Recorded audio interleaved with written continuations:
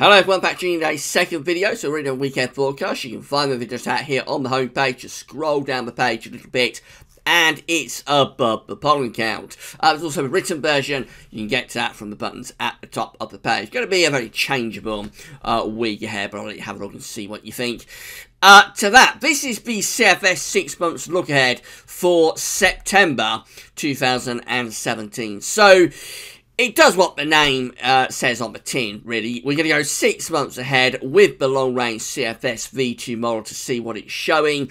And this is taking us from next month, from October, through to March 2018.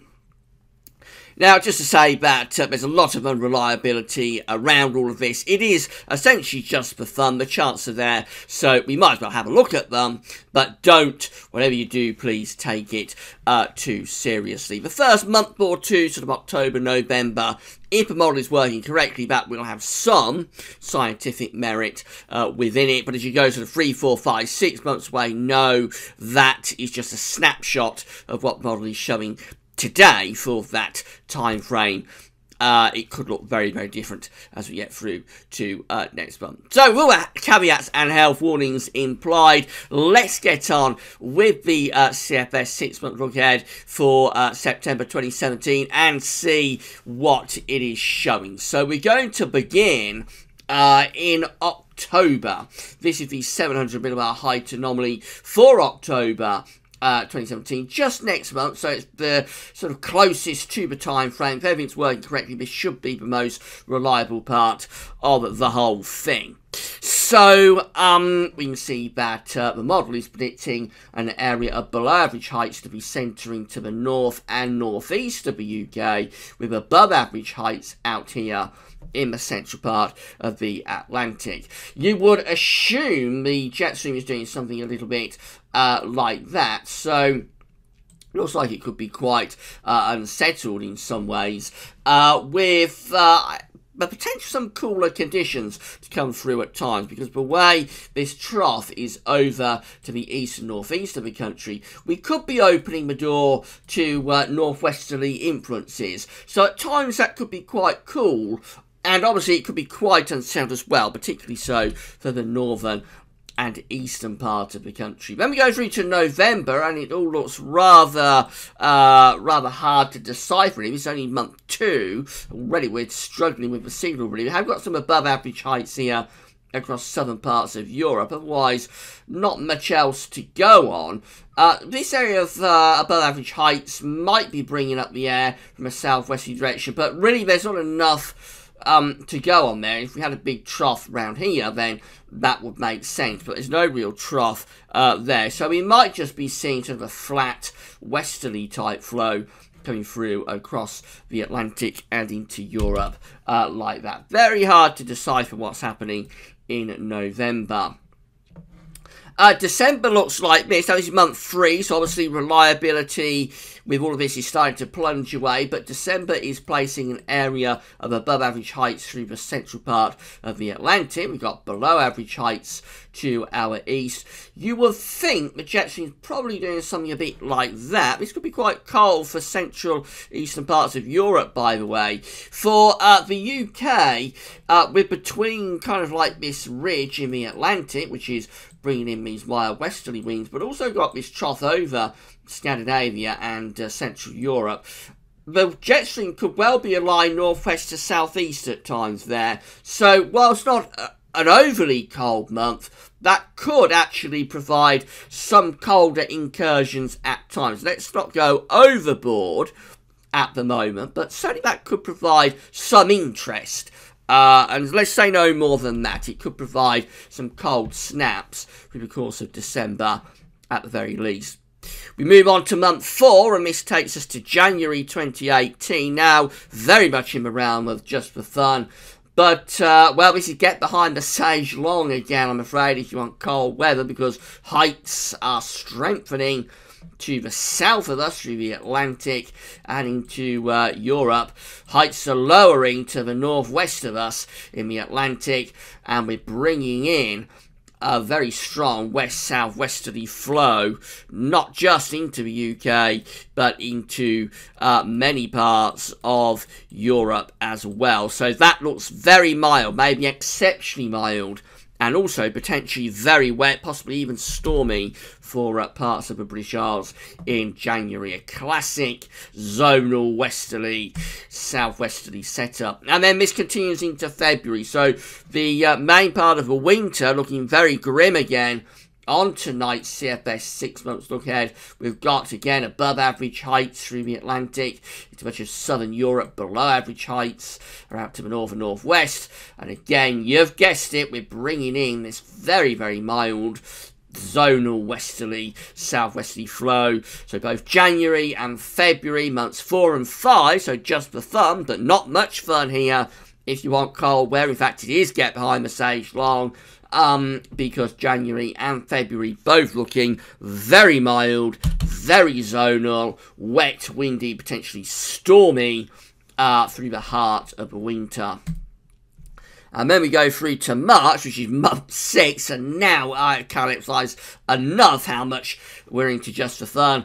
But March shows a very, very big change in the weather pattern, and what's happening now is that we've got a big area of above average heights in over Scandinavia, and also back here, with below average heights in the Atlantic, and also seemingly going down into southwestern Europe as well. So the jet stream is coming up against this ridge, which is over Scandinavia, and it'll be kind of splitting. So the jet stream is doing something a bit like that, and some of the energy is going up here, some of the energy is going down here, and the trough is essentially through the Atlantic going into southwestern parts of Europe. That leaves this ridge, this wall of high pressure to our northeast, to be bringing in an easterly flow, and that does look much more interesting if you want something colder. Of course, the problem is that it's 6 months away, so it's just for fun, but it would be easterly there if that came off, as CFS V2 is showing,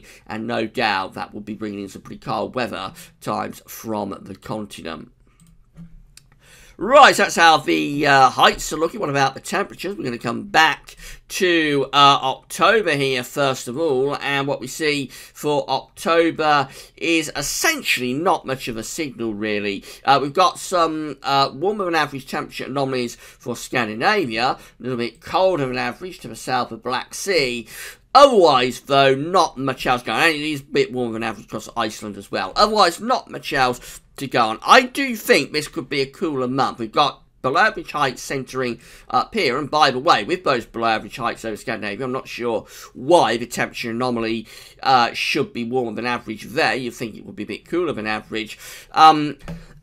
Excuse me, so that probably sets us up for northwesterly incursions, and I would have thought that's likely to be quite cool at times actually in October. Moving through to November, and we are quite clearly turning things significantly milder than average across much of Europe. So remember, all we had to go on in November was above average heights sort of down here. That's all we had to go on. Probably bringing up southwesterly airstreams. But no sort of troughs of low pressure in the Atlantic, no low pressure up here either. So wasn't really much to go on for November, but the model is seeing a milder than average month. This continues into December as well, and I think December, based on the height anomaly, does hold a prospect for some cooler incursions to be coming through, because again, the trough is around here. We've got below average heights there, above average heights in the middle part of the Atlantic.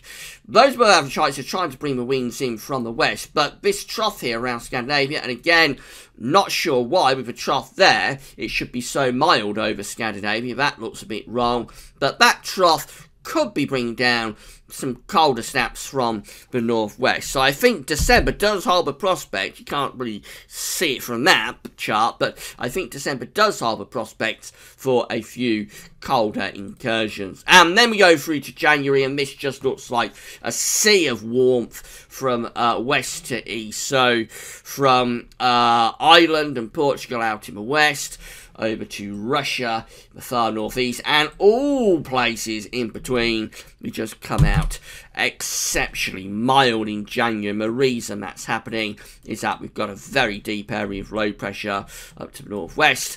We've got ridging through much of southern Europe and backing into the Azores. And then in between, we're bringing up this long fetch southwesterly flow like that. So it's an exceptionally mild start to 2018, and that continues into February as well. Both of these months are get behind the sage long if you want cold weather anywhere in Europe, essentially, because they are extraordinarily mild, with again February having lots of low pressure up here, have lots of high pressure down here. I'm sure if you want cold weather, you're tearing your hair out at this, because it's what we've seen year after year from the CFS 6 months lookheads over the past few years. And you have to say, generally, this has been the way that things have trended through the winter. But of course, we won't know until we get our first cold winter whether actually CFS picks up on it, or whether the CFS just goes for mild and gets it wrong. Until we get a cold winter, can't really say whether CFS is picking up on the right patterns or not. But for February, that's how, again, the flow is going. Let's take it right up to there off the screen, with those southwesterlies going somewhere into the central part of the Arctic. Incredibly, extraordinarily mild months for January and February. They're months 4 and 5, so again, please don't be too alarmed if you want something colder this winter. And then go through to March. I accidentally gave you a sneak peek of this right at the very start for anybody that's eagle-eyed. Start of this temperature section anyway. So March looks a lot cooler, actually. No particularly cold and average temperature anomalies, but it is closer to average. We know we've got a ridge up here and up here as well. We're blocking off the Atlantic with low pressure out there, and we're probably bringing in easterly winds. And if it came off, as the height anomaly shows, you would expect Europe to be very significantly colder than that is suggesting. So March does hold some cold prospects, but caveat that it's 6 months away, and it is not to be taken in any way seriously. Finally, for precipitation, so we come back to October again. I've got a real mixed bag actually for precipitation. So Scandinavia looking wetter than average, which you'd expect because we've got low pressure in there, got a trough in there. And then we know we've got some above average heights out to the northwest of the British Isles, and that sort of same trajectory we thought into that northwest southeast trajectory.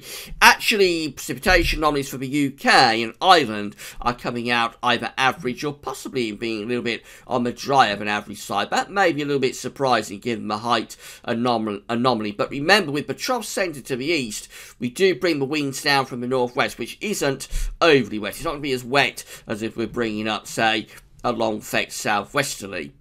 We move through to November, and signals again quite weak in November, but if anything, maybe going a little bit onto the wetter side of things in November, but again close to average really with precipitation there.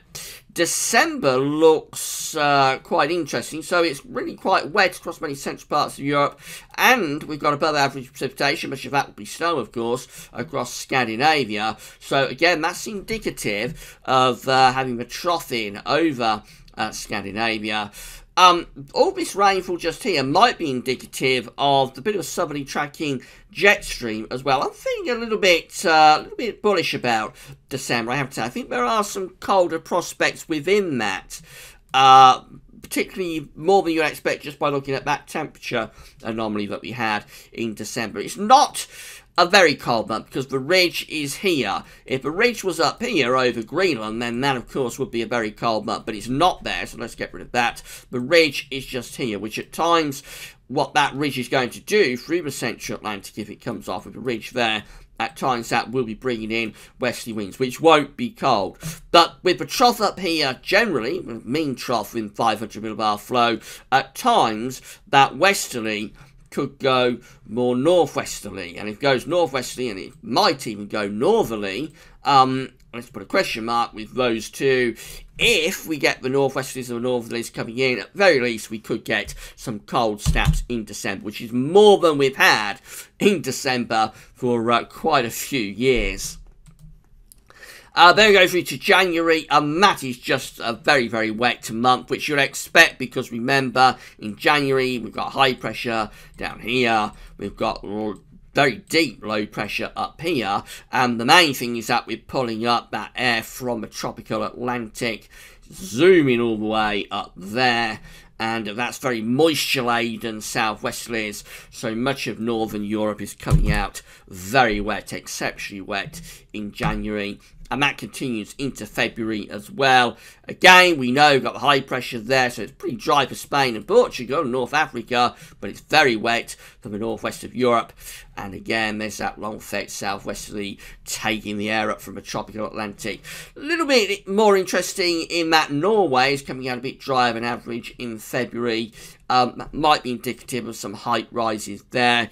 But overall, of course, this is month 5, so don't get too hung up on that. January and February looking complete write-offs. The cold weather. It all flips around again into March as we get the high pressure in over Scandinavia and we turn the winds into the east. We block off the Atlantic. Low pressures are blocked out there by the wall of high pressure over Scandinavia.